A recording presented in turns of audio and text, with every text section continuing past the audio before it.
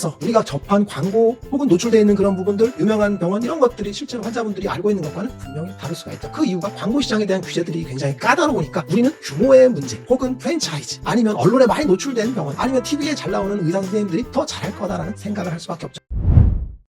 안녕하세요, 묘한의사입니다. 오늘은 피부질환에 대한 이야기는 아니고 우리나라 의료시장, 그 중에서도 의료 광고에 대한 이야기를 한번 해볼까 합니다. 의료 광고라고 하면 환자분들이 광고를 한다는 걸 굉장히 꺼려 하실 수도 있고, 그리고 광고를 통해서 병원을 선택하는 게 굉장히 상업적이다라고 생각할 수도 있습니다. 그런데 우리는 광고를 하지 않음으로써 올바른 의료기관을 선택하지 못할 수도 있습니다. 그런데 우리나라 법체계는 의료 광고 시장이 굉장히 왜곡되어 있고, 그리고 환자분들이 올바른 병원을 선택하기 어렵게 되어 있습니다.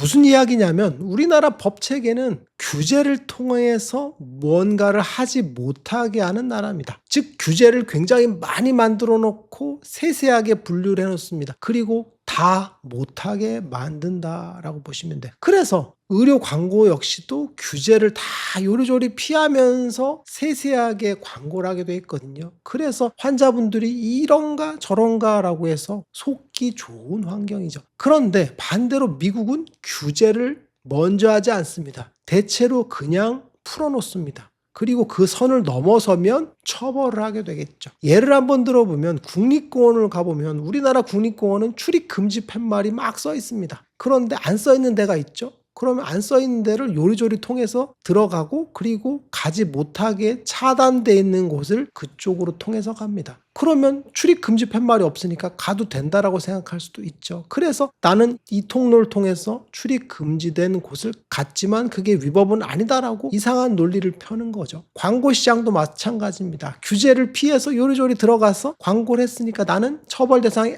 아니다라고 이야기하는 거죠. 그런데 미국의 국립공원을 가보면 출입 금지 팻말이 없습니다. 다 허용돼 있죠. 대신 사고가 났을 때는 본인 책임인 겁니다. 의료 광고 역시도 마찬가지입니다. 많은 정보를 환자분한테 주게 하고, 그리고 환자분이 선택을 하게 하는 겁니다. 그래서 환자분들이 정확하게 인식을 하고 이 의료기관이 잘하는구나 혹은 이 의료기관이 못하는구나를 판단하게 해야 되는데, 규제를 먼저 하기 때문에 사실 내 치료 결과에 대해서 대놓고 광고할 수가 없습니다. 그러니까 이상한 쪽으로 광고 시장이 왜곡되어 있는 게 현실입니다. 그래서 의료시장의 광고를 보게 되면 규제가 굉장히 많습니다. 너무 세세하게 많은 규제를 하고 있고 규제들이 점점점 늘어나 있습니다. 그러니까 그 규제를 다 지키기가 어렵습니다. 그러니까 그 규제를 다 지키기 어려우니까 어떻게 하겠어요? 대체로는 업체를 쓰죠. 업체를 써서 그 업체들이 광고를 하면서 요리조리 피해 나가게 하는 겁니다. 그래서 블로그에도 자기 치료 사례를 그냥 순수하게 올리기가 어려운 상황이 벌어지는 거죠. 그걸 처벌 규정을 두고 있습니다. 최근에 의료법 규정을 보면 블로그에 치료 케이스를 올리는 걸 못하게 했습니다. 사실 언뜻 보면 말이 안 되죠. 의사인 사람이 치료를 했어요. 그래서 그 결과를 블로그에 올렸어요. 그래서 환자분이 그 결과를 보고 치료를 잘하시는 분이다라는 걸 알게 되면 환자분이 알 권리죠. 그런데 의료법에서는 그걸 못하게 막았습니다. 진짜 케이스인데도 불구하고 못하게 막았거든요. 왜 그러냐면 그렇게 블로그에 올리면 업체들이 케이스를 조작을 해서 올릴 가능성이 높다라고 해서 그걸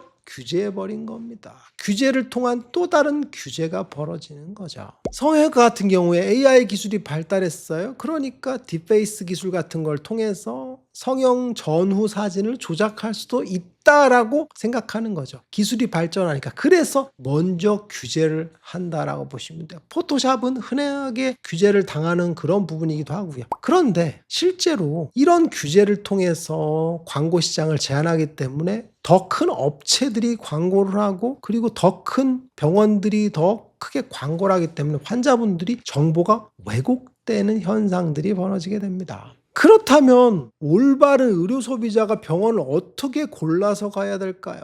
예전처럼 입소문을 통해서 골라서 가야 될까요? 입소문, 옆집 어떤 분이 치료를 받았는데 잘하더라 해서 입소문을 통해서 갈 수가 있겠죠. 그런데 입소문의 문제가 뭐냐면 내가 경험했던 한계치가 분명히 존재합니다. 그런데 내가 경험한 질환이 혹은 내가 갖고 있는 질환이 희소질환인 경우, 혹은 드문 경우에는 옆집에서 지역 주민이 치료를 경험했다는 게 일반적이지 않을 수 있습니다. 너무 드문 질환이면 그걸 전문적으로 치료하는 의사를 선택하기가 굉장히 어렵죠. 그리고 우리 지역 주민 혹은 주변에서 그러한 치료를 받았을 확률이 굉장히 높겠죠. 예를 들면 희귀질환이에요. 제가 모공성 홍색 비강진이라는 희귀질환을 치료하고 있거든요. 그런데 그 희귀질환이 옆집에서 저한테 치료를 받아서 경험했을 확률은 굉장히 낮죠. 왜? 희귀질환이니까. 그런데 입소문을 통해서 환자분이 선택을 한다? 굉장히 낮은 확률이겠죠. 그래서 요즘에는 SNS가 이제 인기죠. 인스타그램 같은 경우에서 이제 인플루언서들이 뭘 좋다라고 영양제 같은 걸 팔고 공동 구매를 하죠. 그런데 병원 같은 경우에도 이제 성형수술을 했다라고 해서 그 성형외과에 가서 뭐 사진을 찍거나 하는 것들, 혹은 약간의 금전적인 혜택을 받고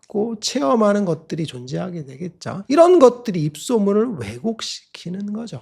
결국은 의료 광고 시장에서 제한들이 너무 많이 존재합니다. 그렇기 때문에 왜곡되는 측면이 큰데, 그 왜곡되는 측면이 뭐냐면 우리가 환자분들이 병원을 선택할 때 규모를 볼 수밖에 없습니다. 정말 큰 인테리어를 해서 휘황찬란하게 잘 만들어진 병원, 저 병원은 크니까 홈페이지를 갔더니 정말 휘황찬란하게 돼 있고 하니까 잘할 거야 라는 생각을 하게 되겠죠. 그리고 광고를 통해서 많이 노출이 돼요. 그러면 저 병원은 굉장히 잘할 거야 라고 착각을 하게 되는 거죠. 왜 그러냐면 광고 시장에 제한을 두기 때문에 실제로 뭔가를 치료 케이스를 보여주거나 이런 것들을 하기가 어렵죠. 그런데 우리가 병원을 선택할 때 제일 중요한 게 뭐냐면 결과적으로는 치료 케이스입니다. 누가 얼마나 많은 케이스를 치료했고, 누가 얼마나 잘 치료를 하고, 누가 얼마나 빨리 치료하는지, 그리고 그 질환에 대해서 얼마나 많은 케이스를 갖고 있는지를 알아야 됩니다. 그런데 환자분들이 그 병원의 케이스가 많은지, 치료를 얼마나 잘하는지 알 수 있어요, 없어요? 절대 모릅니다. 그걸 표방하지도 못하게 막고 있고 그걸 알 도리도 없어요. 그게 대표적인 게 블로그에 치료 전후 케이스를 올리거나 유튜브 같은 데 치료 전후 케이스를 올리지 못하게 하는 것들에 대한 규제들이 그런 거라 보시면 돼요. 실제로 제 병원 컴퓨터에 보면 환자분들 치료 전후 사진이 굉장히 많거든요. 대략 한 50만 장 정도 되는 것 같아요. 그런데 그게 갖고 있는 의미가 뭐냐면 그 질환에 대해서 제가 20년 동안 많은 치료를 했거든요. 그래서 이러이러하게 치료되는 결과들에 대한 데이터베이스를 갖고 있죠. 그런데 저희 환자분들이 오기 전에는 그 데이터베이스가 제가 갖고 있다는 걸 전혀 모르시죠. 제가 몇 건의 케이스를 치료했는지 알 수가 없거든요.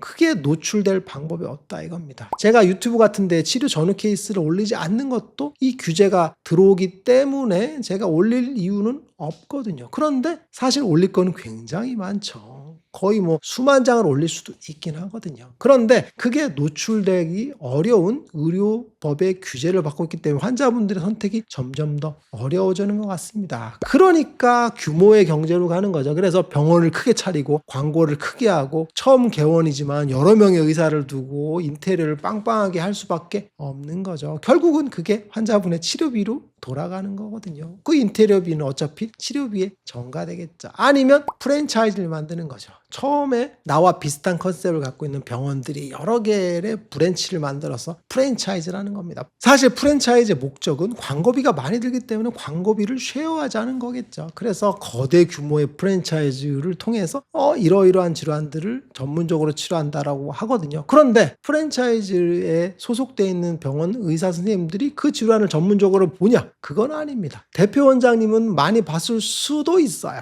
혹은 안 봤을 수도 있습니다. 실제로 피부 질환을 전문으로 보는 프랜차이즈 원장님들이 그 질환을 많이 본 분은 생각보다는 적을 수가 있어요. 그런데 프랜차이즈에 가입한 원장님들은 사실 몇 달 배우고 나오는 경우들도 많거든요. 그런데 환자분들이 보기에 그 프랜차이즈에 속해니까 전문적인 교육을 받았고 그리고 전문적인 매뉴얼을 통해서 진료해야 한다고 생각하시거든요. 그런데 프랜차이즈인데 한약 처방을 공유하지도 않는 곳들도 많고 그리고 그 처방을 잘 모르는 경우들도 많다라는 거죠. 그래서 우리가 접한 광고 혹은 노출되어 있는 그런 부분들, 유명한 병원 이런 것들이 실제로 환자분들이 알고 있는 것과는 분명히 다를 수가 있죠. 그 이유가 광고 시장에 대한 규제들이 굉장히 까다로우니까 우리는 규모의 문제 혹은 프랜차이즈 아니면 언론에 많이 노출된 병원 아니면 TV에 잘 나오는 의사 선생님들이 더 잘할 거다라는 생각을 할 수밖에 없죠. 그런데 가장 중요한 건 결국은 치료 케이스입니다. 누가 많이 수술했는지, 누가 이 질환을 많이 치료했는지, 그리고 그 질환에 대한 케이스를 많이 갖고 있는지가 중요한 거죠. 그래서 저 같은 경우는 사실은 치료 전후 사진 혹은 전후 케이스를 공개하는 거에 대한 의료 규제를 안 했으면 좋겠습니다. 왜 그러냐면 제가 정말 보여주고 싶은 환자분 케이스도 많고 설명해야 될 것들도 많은데 규제 때문에 보여주지 못하는 부분들이 굉장히 많거든요. 그래서 제가 유튜브에서도 뭐 환자분의 호전 과정 같은 거를 몇 개밖에 보여드릴 수가 없겠죠. 근데 실제로 시리즈를 열면 엄청나게 많은 케이스를 보여줄 수도 있다라는 거죠. 오늘 이 시간에는 한국의 의료시장에 대해서 한번 알아봤어요. 결국은 한국의 의료시장은 진짜 치료를 잘하는 사람이 자기 치료 케이스를 보여주기 어려운 환경인 거죠. 그리고 광고에 의해서, 규모에 의해서 좌지우지되는 시장으로 점점 변해가는 것 같습니다. 묘한의사에게 궁금한 거 있으면 댓글 남겨주세요. 영상을 통해서 답변해드리겠습니다. 빠잉.